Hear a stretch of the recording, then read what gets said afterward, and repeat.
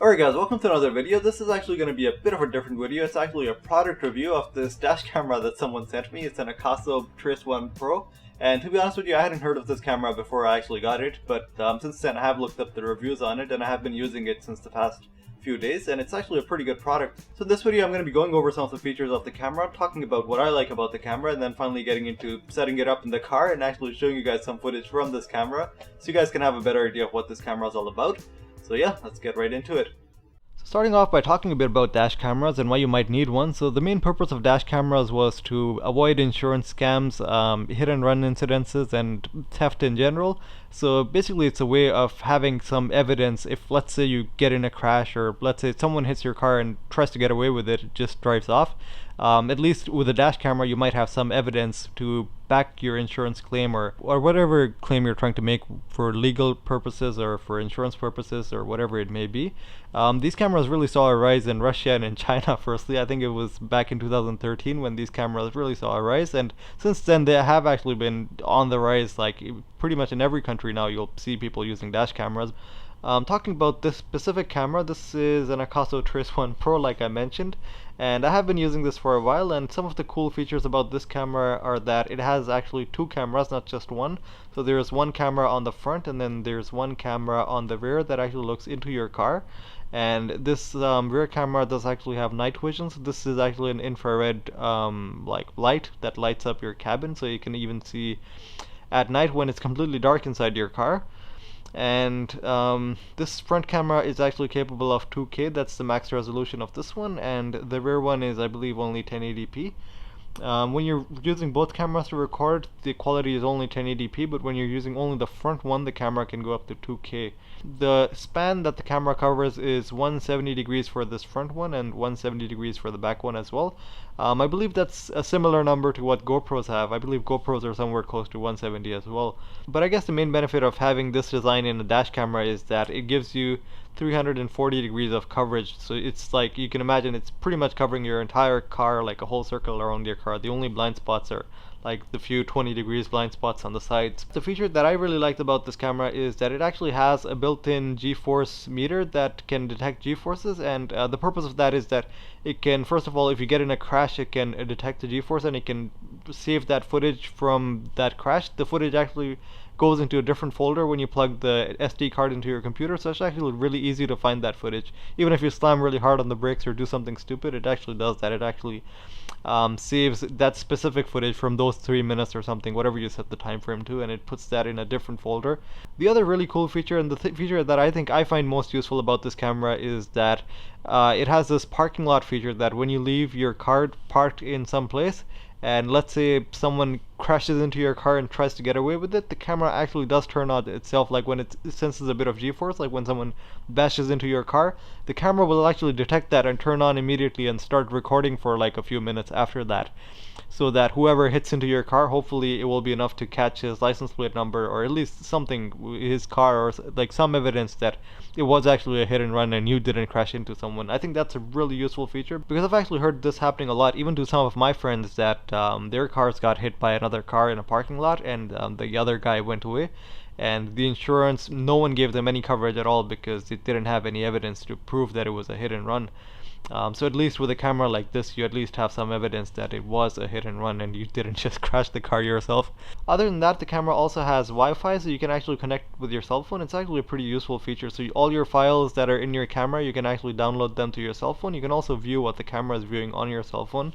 And you can also control features, you can also control pretty much all the settings in the camera just using your cell phone. So it really makes it easy to set up the camera if you just do it using your cell phone rather than using this tiny screen over here to set up everything. And lastly, the camera also has GPS. Now the GPS features, I haven't used them too much. It's supposed to have a GPS feature that tells you your GPS speed and also tracks your location, but I haven't played around with that too much. So yeah, those are some of the features and benefits of the camera. Now let's actually get into how to install it in your car, and then also get into testing this camera out, seeing how the camera performs during the day and also during the night. Now I apologize for not covering the unboxing in too much detail because my cat was really bothering me while I was trying to unbox the camera. But anyways, what you really need to know is that the camera does come with all the accessories that you would need to actually use this camera. It even comes with the SD card and even the mount that you will need to mount the camera on the windscreen. So it pretty much covers everything. You will have everything to get the camera set up and working like right when you buy it. You don't need to buy anything extra along with it. For setting up the camera, the instructions make it pretty easy, but all you have to do is you have to remove this logo at the front, put the windscreen thing that goes over here. It's weird why they did it this way, and then you have to put the logo back on the windscreen thing. Once you've done that, you just put the camera on your windscreen, and then you have to connect this GPS receiver for the GPS thing. Now, first I was mounting it at the wrong location because it's supposed to go on top of the camera, not underneath the camera, otherwise it will be in the view of the camera. I later realized that and fixed that. The diagram in the user manual actually explains this pretty well and tells you where to tuck the cable into your interior trim so the cable isn't really visible from anywhere. And once you have the camera plugged in and the SD card in your camera, that's literally all you need to do. After that, you just need to turn on your car and the camera will start up and start recording. Once you have the camera set up, all you have to do is fire up your car and the camera will turn on.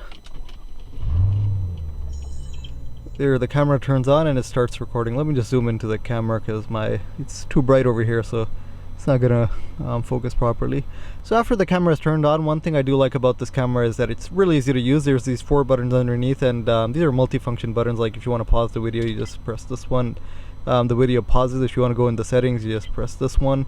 This button is also for Wi-Fi. If you keep holding it, the Wi-Fi is going to turn on. So, and yeah, that's how you scroll through the menu, just by clicking these buttons. Let's go in settings. The instruction manual actually makes it really easy to it does a pretty good job of explaining what all these features and functions are of the camera. Over here is actually the button for if you want to turn the dual camera on. So right now you can see that both cameras are on, so you can also see me in the screen. But yeah, now that the camera is running, let's just drive around with the camera, try to catch some good footage, also some night footage actually, and then see how the camera does. So here's the actual footage from the camera. One thing I did realize about the camera is that at first I had this camera mounted really low on the windscreen, and the problem I was having was that due to the glare from the dash and also like the camera catching a part of the dash, it doesn't really focus really far away. It actually focuses on the objects that are pretty close to the camera, which is why everything that is far away from the camera gets really blurry.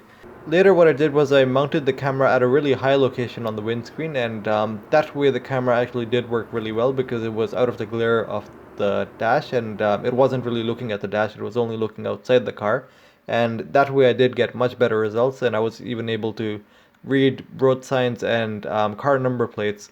Now generally car number plates, you can only read them from, I would say, about a car's distance away. Anything further than that, because it's such a wide angle camera, the car, yeah, it's just the number plate just becomes too small to read. But that's going to be a drawback of any wide angle lens camera. The quality of the rear facing camera was also pretty good, but the only weird thing about this camera is that it always records in monochrome rather than recording in color. Now usually for night vision cameras at night they do record in monochrome because it's an infrared light that they're using to see, and obviously infrared it's only in one color. But it's weird that even during the day this camera only records in monochrome, but other than that the quality was fine. You can definitely see everything that's going on inside the car. Also the night footage from this camera was pretty impressive because it was pretty dark inside the car when this footage was recorded, and the camera actually captures everything. The other thing that's good about this camera is that it does have a pretty fast shutter speed, or whatever the equivalent of shutter speed is in these digital cameras. I know they don't have a real shutter.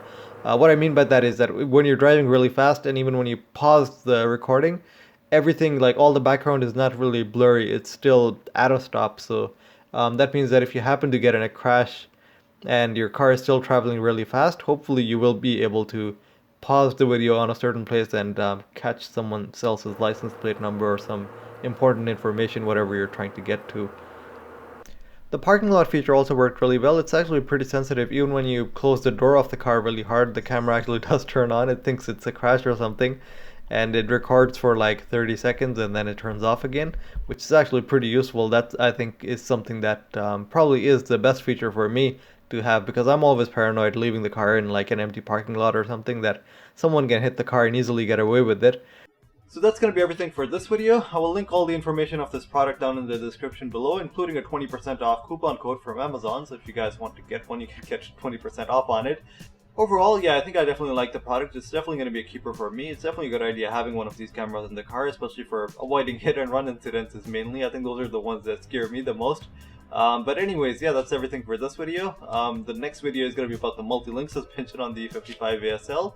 I did do some work on it, but there's still quite a bit of work left on it, so you guys will have to wait like a week or two before you get to see that one. But anyways, yeah, that's everything for now. Thanks a lot for watching. See you guys in the next one.